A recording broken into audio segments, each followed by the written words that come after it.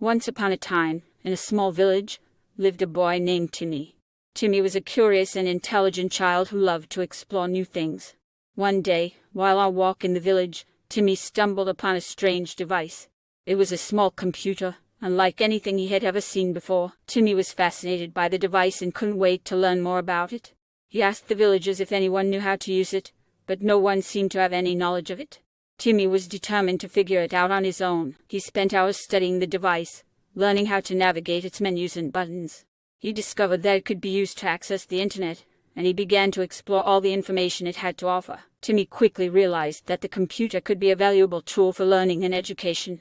He used it to research different topics, from math and science to history and literature. He even taught himself how to code and program, creating his own simple games and apps. As Timmy's knowledge and skills grew, he began to share his newfound knowledge with the other children in the village. He helped them learn how to use the computer and showed them all the wonderful things it could do. The village was amazed by Timmy's talents, and soon, the village school started using the computer as a teaching aid. The children could now access educational materials and videos, and it helped them to understand the subjects much better. Timmy's use of technology not only helped him to learn and grow, but also helped the entire village.